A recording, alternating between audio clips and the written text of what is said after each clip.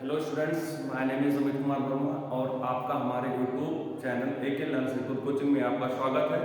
और आपके बीच हम एक ऐसे टॉपिक के साथ डिस्कस करने वाले हैं जो हमारे लिए बहुत ही इम्पोर्टेंट है। तो आज का हमारा टॉपिक है ब्लड।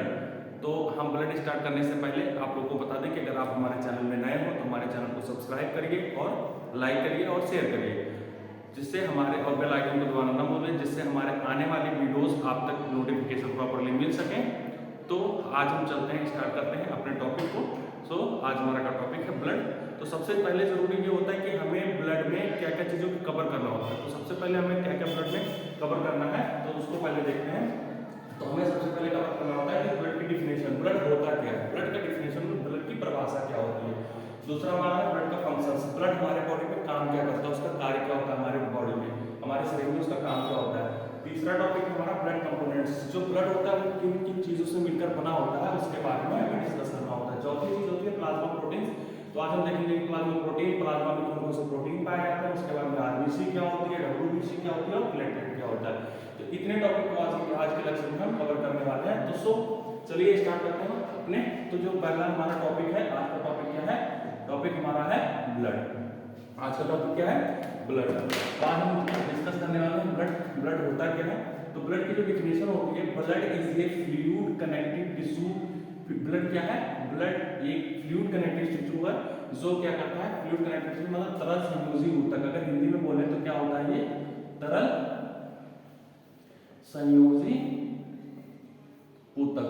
ठीक, तो इसको हिंदी में क्या बोलते हैं, तरल संयोजी ऊतक। तो blood is a fluid connective tissue. ये बहुत इंपॉर्टेंट होता है कि पहले जब एग्जाम में भी पूछा जाता है कि ब्लड किस प्रकार का टिश्यू है, तो ब्लड क्या है, ब्लड एक फ्लूइड कनेक्टिव टिश्यू है which connect to all part of the body. जो क्या करता है कि हमारे पूरे पार्ट को, बॉडी के जितने भी पार्ट होते हैं उसको क्या करता है, कनेक्ट करके रखता है। इसलिए हम क्या बोलते हैं ब्लड को, फ्लूइड कनेक्टिव टिश्यू। ठीक, तो ब्लड की डिफिनेशन ये होती है कि blood is a fluid connective tissue which connect all the part. Blood एक प्रकार का तरल संयोजी ऊतक होता है जो हमारे शरीर को क्या करता है, एक दूसरे को क्या करता है, कनेक्ट करके रखता है। तो उसके बाद में हम देखते हैं ब्लड का फंक्शंस क्या होते हैं। तो हमारे ब्लड का जो फंक्शंस होता है, blood act to transport.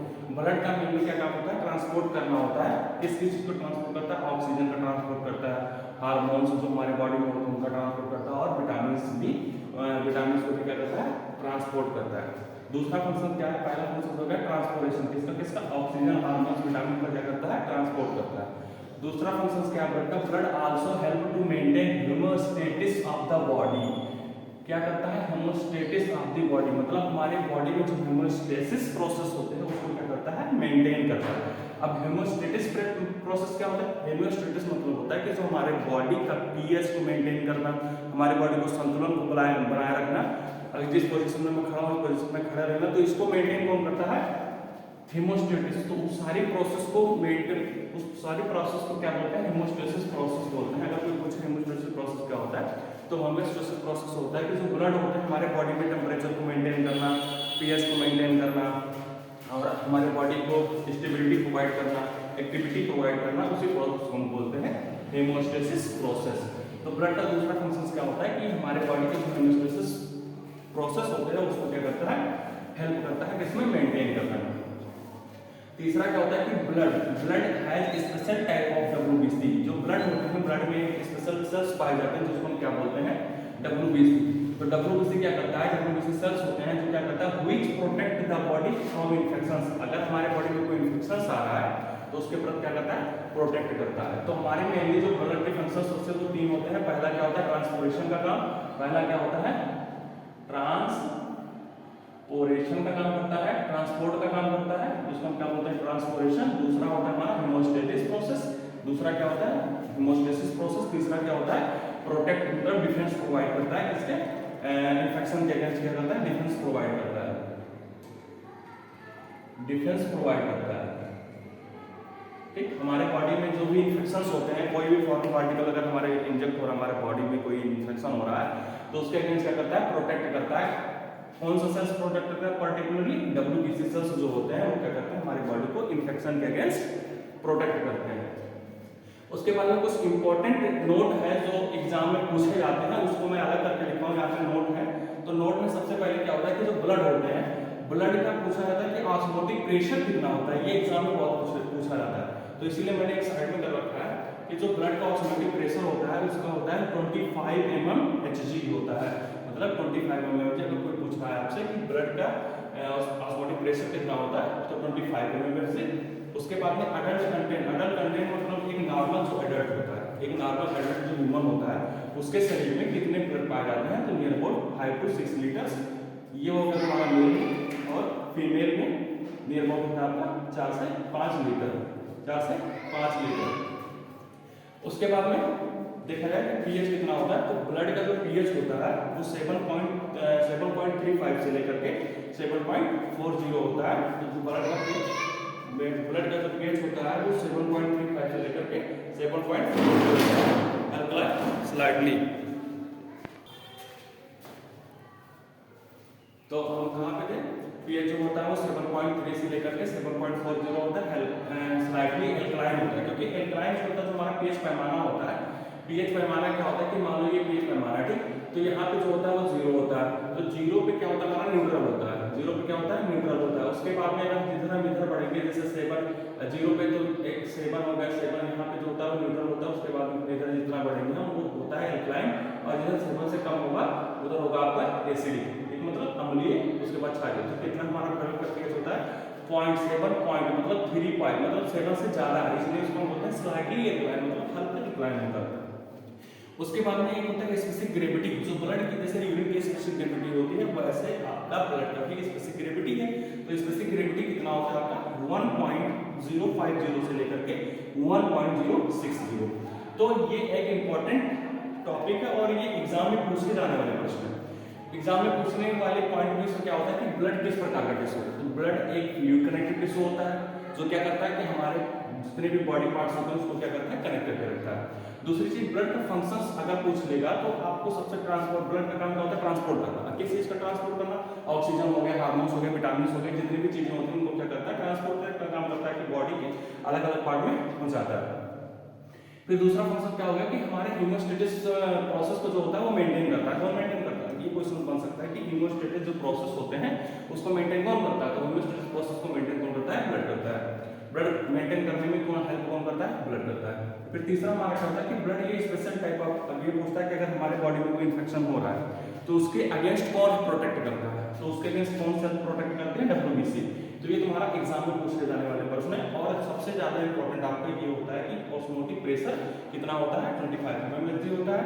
Adult हमारे जो ह्यूमन बॉडी होती है वो कितने लीटर मतलब ब्लड पाया जाता है, 5 से 6 लीटर, फीमेल में मोर देन नियर अबाउट 4 से 5 लीटर। पीएच कितना होता है 7.35 से लेकर के 7.40 तक होता है। इसकी ग्रेविटी कितनी होती है 1.050 से लेकर 1.060 होता है। तो ये हो गया हमारे इंपॉर्टेंट, तो ये हो गया हमारा ब्लड का। उसके बाद में हम देखते हैं फंक्शंस हो गया, डिफिनेशंस हो गया ब्लड का। उसके बाद देखते हैं ब्लड कंपोनेंट। ब्लड कंपोनेंट का मतलब होता है कि हमारे ब्लड में किन किन चीजों से मिलकर बना होता है। तो जो ब्लड कंपोनेंट होता है तो ब्लड 2 चीजों से मिलकर बना होता है। नंबर 1 क्या होता है प्लाज्मा, जो किस कलर का होता है, येलो कलर का होता है, एक्स्ट्रा कलर का होता है, जो 55% हमारे उसमें ब्लड में पाया जाता है। तो पहला हो गया प्लाज्मा। दूसरा हो गया सेलुलर एलिमेंट, जिसको आप बोलते हो ब्लड सेल्स। ब्लड सेल्स बोलो या फिर सेलुलर एलिमेंट बोलो।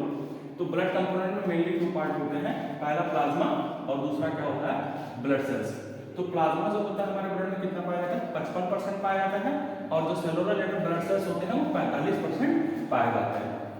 ठीक, उसके बाद में जो एक क्वेश्चन और होता है कि ये तो हो गया एग्जाम में पूछा जाता है कि प्लाज्मा कितने परसेंट पाया जाता है, तो 55% पाया जाता है। दूसरा प्लाज्मा किस कलर का होता है, तो प्लाज्मा पेल येलो कलर का या एक्स्ट्रा कलर का होता है। ठीक, पेल येलो कलर का होता है या फिर एक्स्ट्रा कलर का होता है। ठीक, उसके बाद में सेलुलर एलिमेंट में ब्लड सेल कितना होता है 45%। अब 45% में पहला सेल्स कौन सा है, सेल्स कौन कौन से होते हैं, पहला आपका आरबीसी हो गया जिसको हम क्या बोलते हैं एरिथ्रोसाइट बोलते हैं। आरबीसी को क्या बोलते हैं एरिथ्रोसाइट बोलते हैं।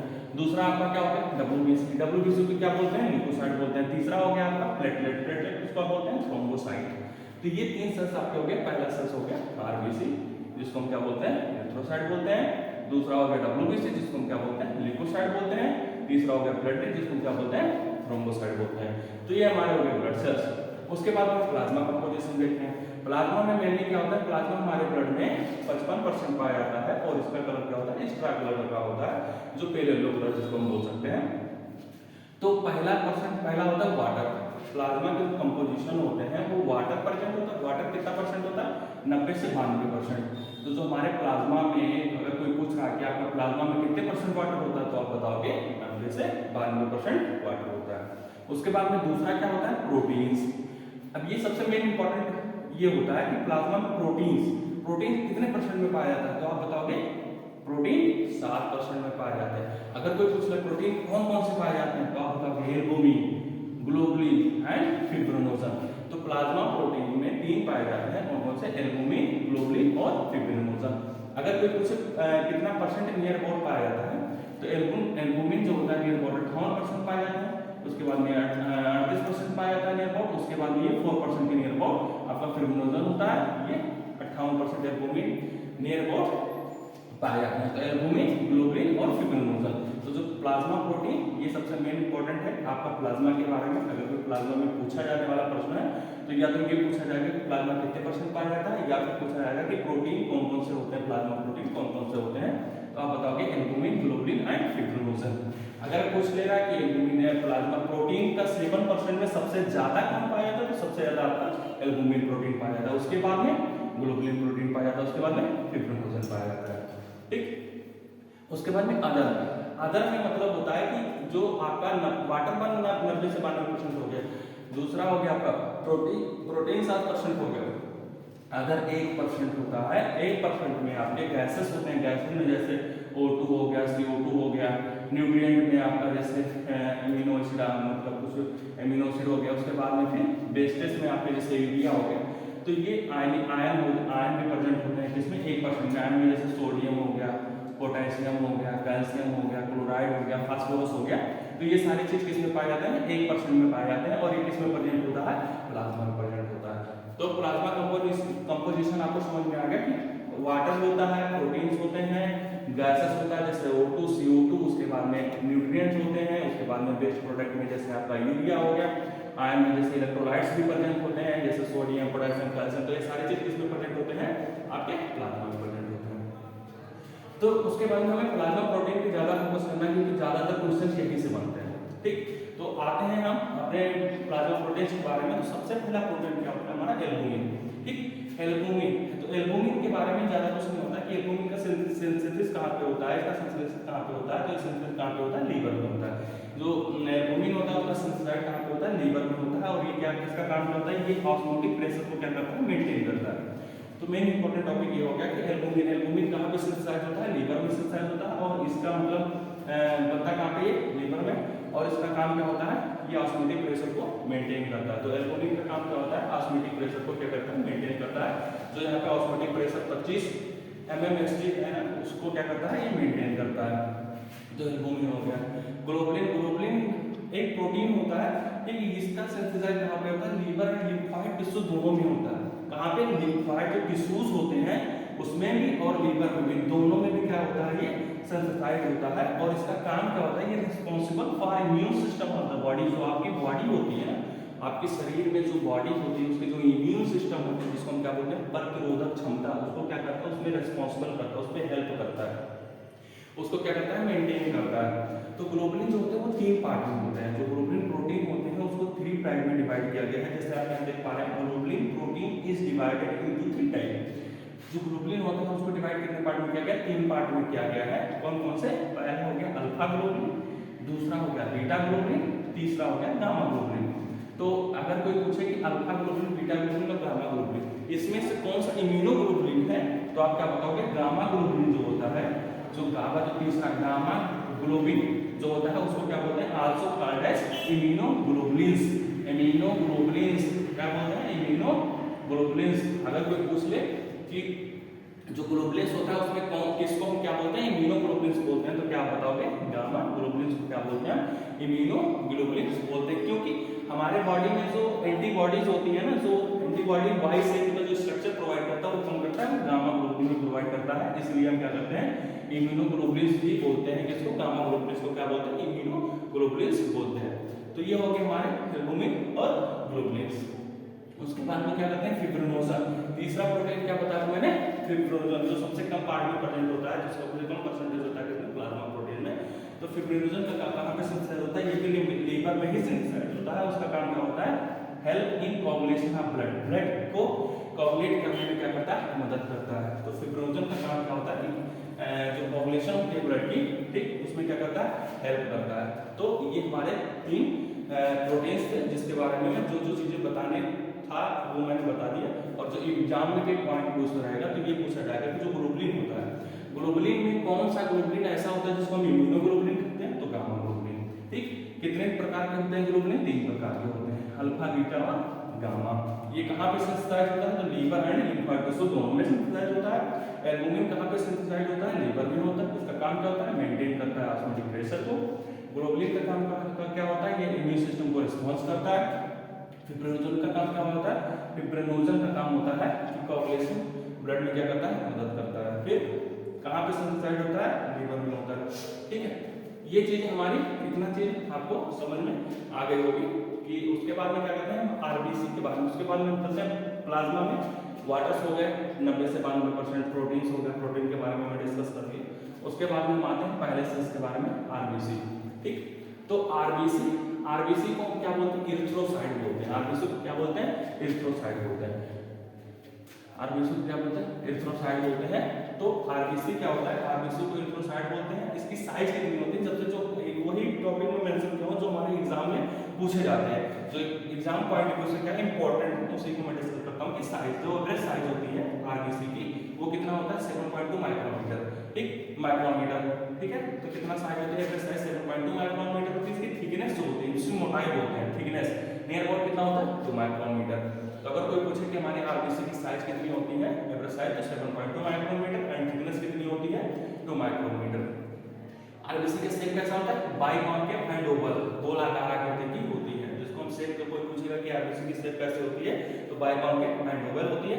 इसमें न्यूक्लियस एब्सेंट होता है, न्यूक्लियस क्या होता है, एब्सेंट होता है, न्यूक्लियस क्या होता है, एब्सेंट होता है। एग्जाम में पूछा जाता है कि कौन सी सेल होती है नॉर्मली की जो आपका न्यूक्लियस एब्सेंट होते हैं, तो आप बताओगे आरबीसी, ठीक। तो अगर दे रखा है लाइफ स्पैन कितनी होती है, 20 से 120 डेज। इसकी लाइफ स्पैन नॉर्मली कितनी होती है, जीवन काल जो होता है वो कितना होता है, 20 से 120 होता है। तो आरबीसी, उसके बाद में क्या होता है, इनकी डेथ, ये ब्रेकडाउन कहाँ पे होता है, इसकी डेथ कहाँ पे होती है, स्प्लीन में होती है, जिसको हम क्या बोलते हैं, ग्रेवयार्ड ऑफ आरबीसी। ये एग्जाम में पूछा जाता है कि ग्रेवयार्ड ऑफ आरबीसी किसे कहते हैं, तो स्प्लीन को कहते हैं, जिसको हिंदी में क्या बोलते हैं, प्लीहा, ठीक, स्प्लीन में होता है। तो इसको क्या बोलते हैं, ग्रेवयार्ड ऑफ आरबीसी। इसका फंक्शन क्या होता है, ऑक्सीजन का ट्रांसपोर्ट करता है, ऑक्सीजन का ट्रांसपोर्ट करता है, ठीक, ट्रांसपोर्टेशन का काम करता है। नॉर्मल रेंज, आरबीसी की नॉर्मल रेंज कितनी होती है, 4.5 से 5.5 मिलियन, कितना होता है, 4.5 से 5 मिलियन। एक टर्म है इरिथ्रोपोइसिस, सबसे ज्यादा इंपॉर्टेंट, इरिथ्रोपोइसिस। इरिथ्रोपोइसिस होती क्या है, formation of RBC, formation of RBC, मतलब आरबीसी के बनने की प्रक्रिया को हम क्या बोलते हैं, इरिथ्रोपोइसिस। इरिथ्रो मतलब क्या होता है, आरबीसी, इरिथ्रो मतलब आरबीसी, पोइसिस मतलब प्रोडक्शन, प्रोडक्शन या फिर बनना, प्रोडक्शन होना। तो आरबीसी के प्रोडक्शन होने की प्रक्रिया को क्या बोलते हैं, इरिथ्रोपोइसिस।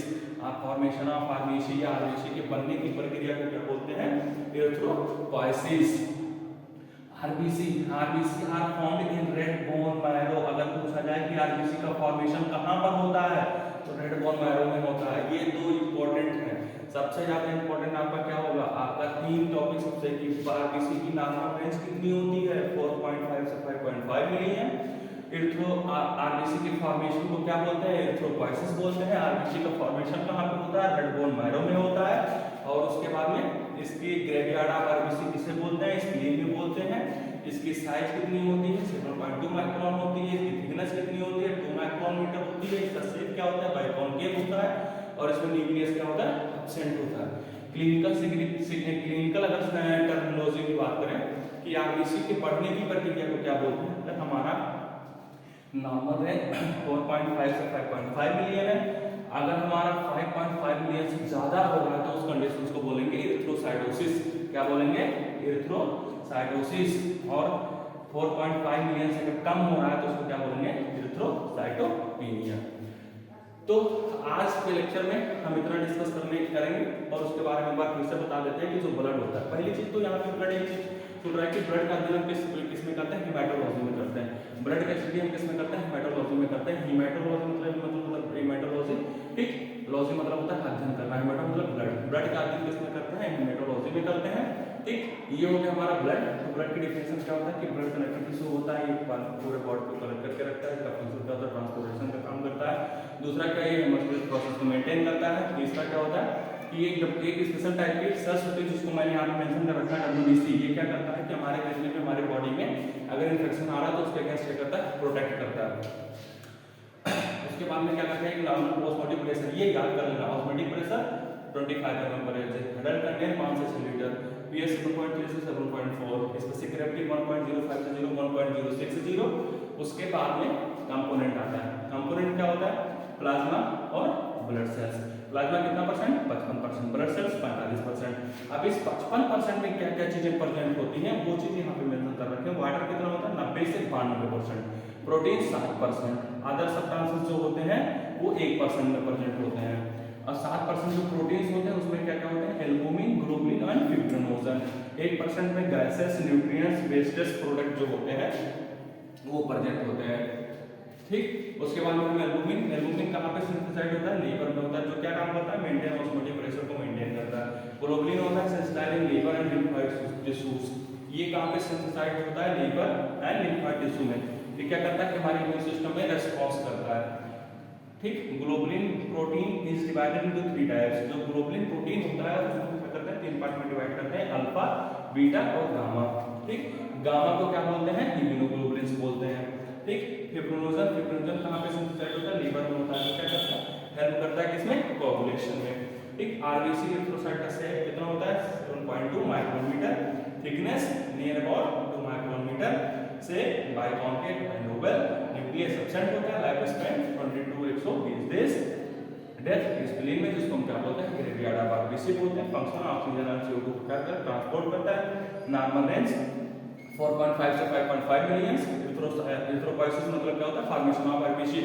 आरबीसी के फॉर्मेशन को हम क्या बोलते हैं, एरिथ्रोपोइसिस।